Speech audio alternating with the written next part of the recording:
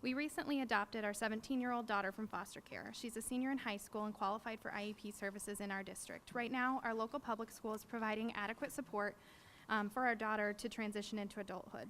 Last year, this was not true. Our daughter attended a high school in the area she was from. This school did not meet her IDEA timeline regarding testing and scheduling for her IEP. The school regularly created safety risks for our child, and when we had a meeting with the special school district regarding finally signing her IEP, they could not find my daughter in the building. We waited an entire hour and they still could not find her. My student has needs that make this life-threatening. This was an event that made us finally decide that it was no longer in her best interest to attend the school in her home area.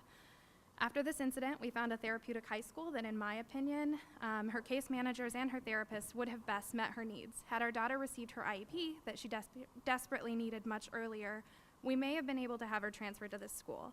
But because the school district neglected her educational and developmental needs, this was not an option. My husband and I sat down and we looked at the cost of tuition after a scholarship was applied. We concluded that if we took our youngest out of preschool, we could possibly afford the remainder of the tuition for our daughter's school.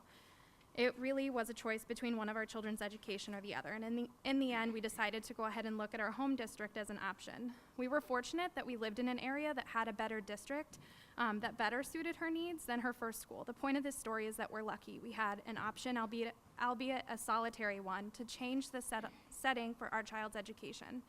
I have several other anecdotes similar to this one about the children that have come and gone from our home. Foster children are the most disadvantaged subgroup of children in education. What we know is that nationally, their graduation rate is 50%. Their reading and math scores are regularly much lower than the general population. We know they're at risk, the highest risk of being in areas with the poorest performing schools, and the most frustrating thing about this is we know what works. One of the things that insulates foster children from poor outcomes as adults is a quality education. Educational savings account could improve the outcomes for thousands of children in the St. Louis area.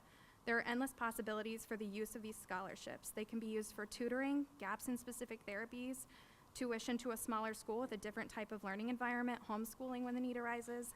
I don't feel it's right for children who are in the custody of the state of Missouri to be designated to schools that don't meet their needs and do not fit. It is morally and fiscally responsible. This is a morally and fiscally responsible way to improve the outcomes for foster children, and that's why I support this bill.